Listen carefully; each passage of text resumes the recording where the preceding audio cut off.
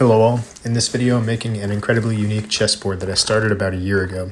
It took me this long to finish the chessboard and make the video because I got to a certain point in the build where I realized that it wouldn't turn out the way I wanted it to, so I shelved it for months.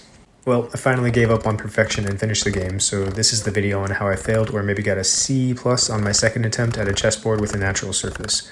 The first attempt was what really got me into woodworking, however it got me into woodworking because of how atrocious it was. It motivated me to make a chessboard with a similar concept but not in the natural surface of a board like this one.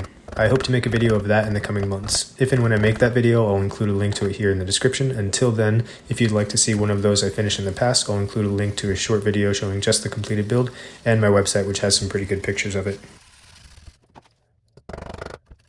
For this build, the first step is to clean off all the bark on the surface, which I plan to have the chessboard in. For this, I mostly just used a dull chisel.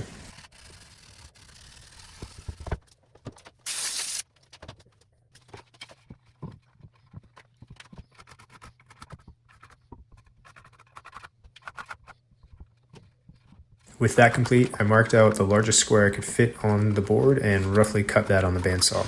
The way I made the cut on the bandsaw was a little sketch, so maybe don't do what I did if you ever need to cut a piece like this.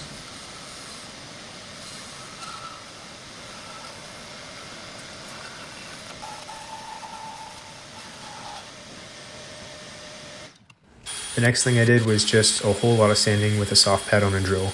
I really tried to just remove any leftover bark and Cambrian material here because I want to retain the natural terrain of the surface of the wood as much as I can. This took a bit of time, so let's just skip to the end.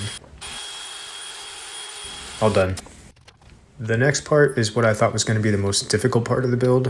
While it was difficult to come up with a solution, the most difficult part was dealing with the mistakes later on down the road. The reason I thought that this part was going to be so difficult is because the surface is not flat. I'm not sure I'm smart enough to explain this, so basically if you were to just take a tape measure and mark out your grid directly on the wood and draw straight lines to all the points as if you were marking out a grid on a piece of paper, the result would be all over the place and the spaces wouldn't look even remotely square. So the solution I came up with is to have the grid marked out on a flat/level surface above the wood and transfer the lines using a pencil pressed up against 2 points on the level to ensure it's perpendicular to the surface of the elevated grid. This is the only solution I could come up with that didn't involve elaborate laser configurations or something. I think I could have executed it a bit better, but I do think the results were pretty good, with the exception of one borderline. I must have marked a corner incorrectly or something because one row goes from nice and square to kind of stretched out.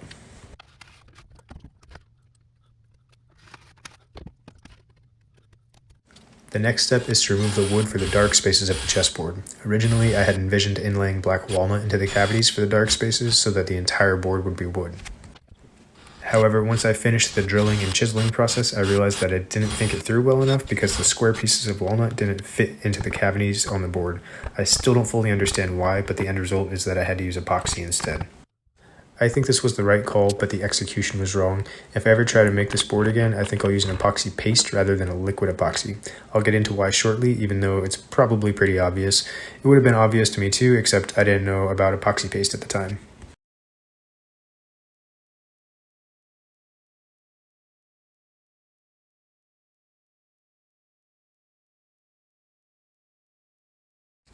In case you can't tell from how the video is edited, this part took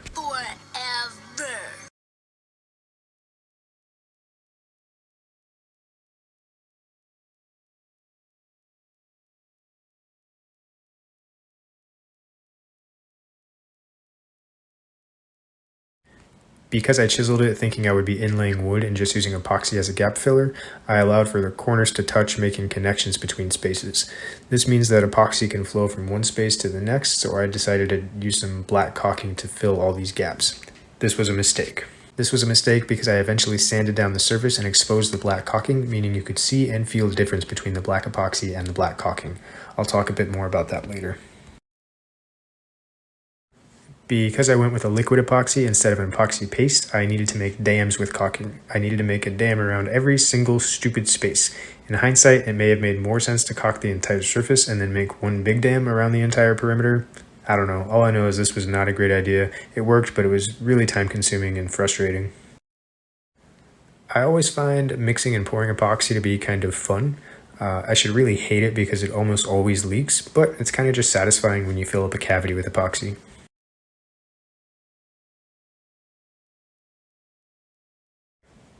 Once the epoxy cured, I removed all the caulking and then went to work with an angle grinder.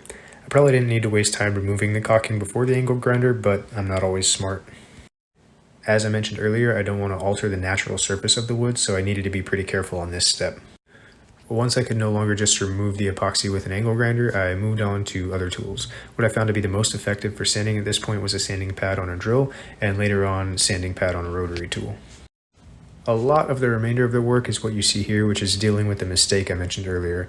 That caulking that I used to fill the corners of the spaces became exposed, so I had to try to pick it all out with a dental pick and fill the empty space with CA glue, but you can pretty easily see the difference between the CA glue and the epoxy. Another big issue is that after filling the empty spaces, I still had to sand to get the CA glue flush with the board, but also to prepare the entire surface for finish. This kept exposing caulking that hadn't been dug out, which started the process over again. Yet another big issue I had to deal with was something I didn't really get on camera, and that's how I calculated how much epoxy to use. I have a ton of little silica beads laying around, so I filled the cavities with those and then dumped them into a container.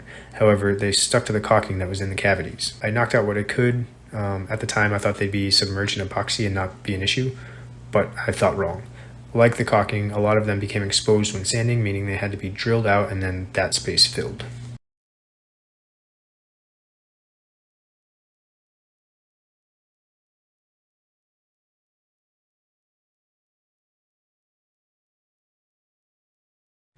The next part is probably hard to make out in a time lapse, but what I'm doing is using a flexible metal feeler gauge to mark the center of each space by lining up the feeler gauge with the corners of each space and drawing a line to connect them.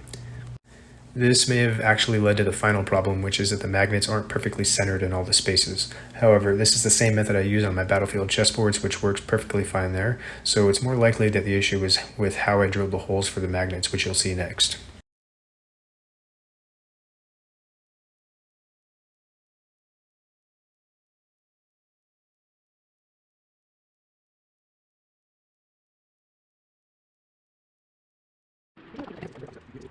The way I drill the holes is by utilizing a riser post on my drill press and a helper. I set the drill bit depth to be a specific distance from the riser post, which is about 3/16 of an inch. I then flip the chessboard over and place the center of each space on the tip of the riser post. This way, when I drill down through the wood, it doesn't matter if I don't have the surface of the board perpendicular to the post or the drill bit will always stop 3/16 of an inch before the surface of the wood, and it will go to whatever point on the surface is on the tip of the riser post. I think this is where the issue I mentioned a minute ago occurred. I think on this chessboard I wasn't as careful as I usually am, so the tip of the riser post may have moved a little occasionally, making the hole for the magnet not perfectly on its mark.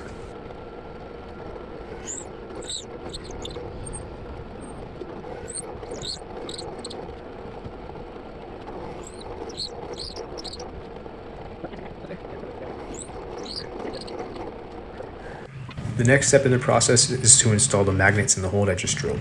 I don't like the idea of permanently gluing magnets in place before I've had a chance to test and confirm all of them are oriented correctly, so what I do is use some cylindrical foam weather stripping, and this allows me to plug the holes behind the magnets, but also allows me to remove the magnets if any are oriented incorrectly. Once I know all the magnets are exactly how I want them, I simply glue the weather stripping in place.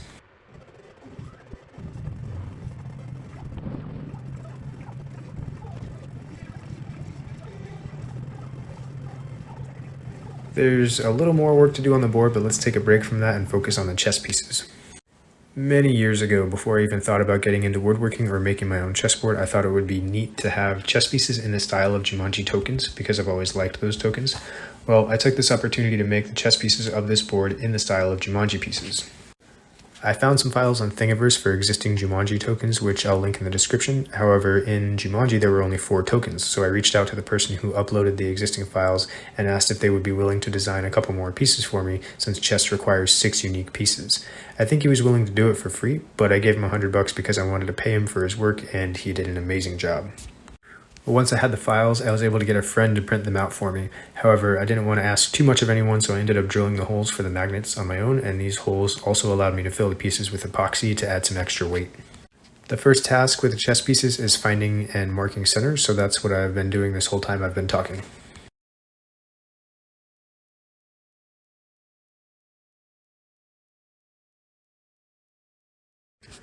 When I said drilling, I meant melting. I drilled into a few test pieces and found that the drill bit didn't really stay where I put it once I started drilling, so I decided to heat an appropriate sized Allen key to melt through the plastic instead.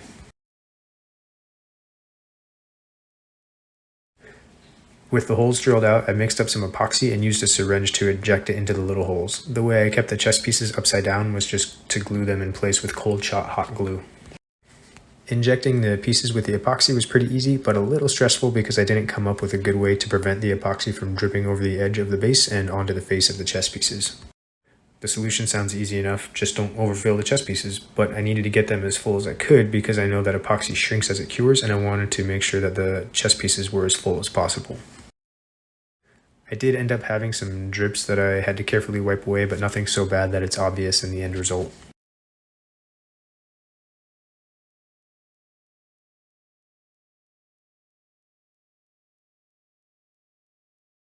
Once the epoxy fully cured, I drilled out the cavities in the chess pieces to be just the right size and depth for the magnets.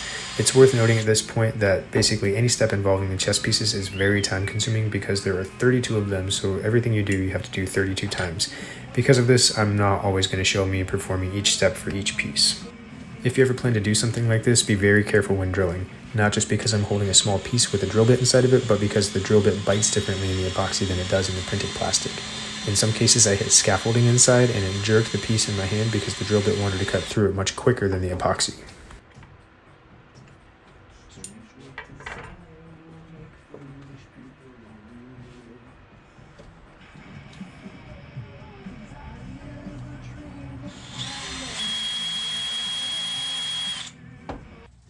To glue the magnets into the pieces, I filled a hole with medium thick CA glue, spray the magnet that goes into the hole with the activator, and then press it into the hole. It's important to note here that I have the magnet that goes in the hole being held in place by a larger magnet wrapped in parchment paper. This allows me to make sure that the magnet that goes in the hole is flush with the surface and the parchment paper prevents the two magnets from being glued together. After 20 seconds or so, it's safe to remove the big magnet. Since I didn't make you watch the hours of me sanding the surface to try and fail to remove all the sanding scratches from the epoxy, the things that are left to do are pretty straightforward. Though it's worth noting that when I did the sanding on the surface, I needed to remove enough material in the light spaces so that the pieces sit somewhat flat. Here I'm using 60 grit sandpaper with the drill to remove the scars from when I took the wood from the tree with an axe.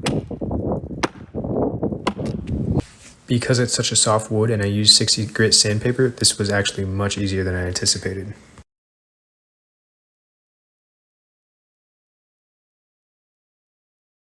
Remember how I talked about not being aware of epoxy paste earlier? Well, I learned about it sometime between filling the cavities for the dark spaces and this point in the build. So I used some epoxy paste to cover up the holes where the magnets are housed. An added benefit of the epoxy paste is that it allowed me to secure the posts to the underside of the chessboard.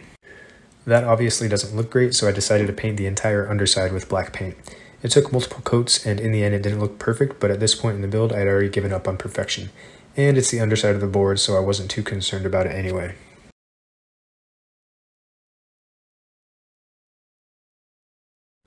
I had originally made some rough, sketchy cuts on the bandsaw, but they weren't really good enough, so I set the now stable board on a piece of plywood and took it to the miter saw. This way I can keep the same side of the plywood against the fence of the miter saw to make two perfectly parallel cuts. I ended up making one of the cuts several times because I didn't remove quite enough material the first couple of times.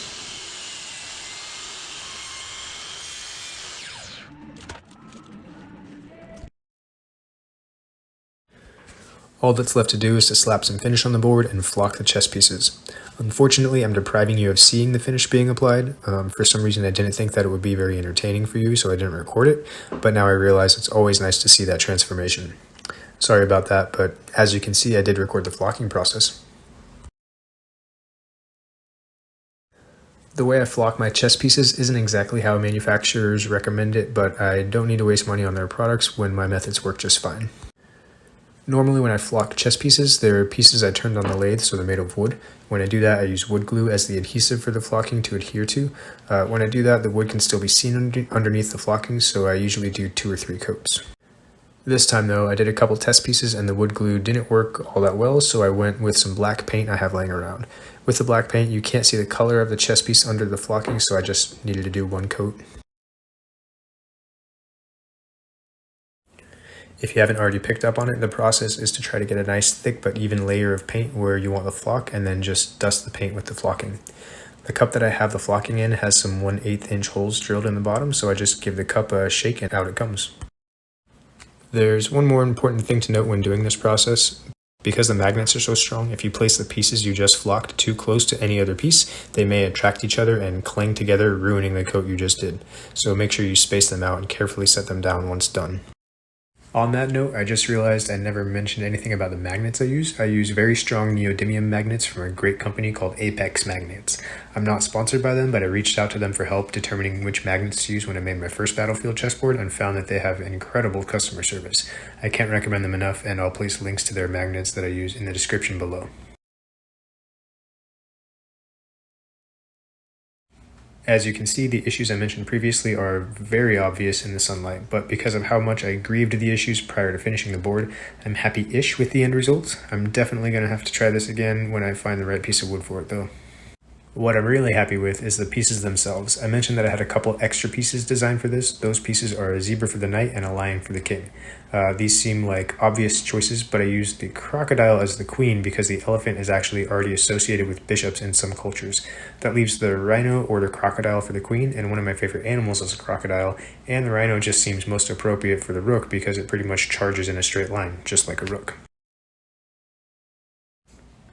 Please let me know what your favorite piece is if you have one. Mine is actually the knight, even though the crocodile is my favorite animal on the board. Thanks for watching.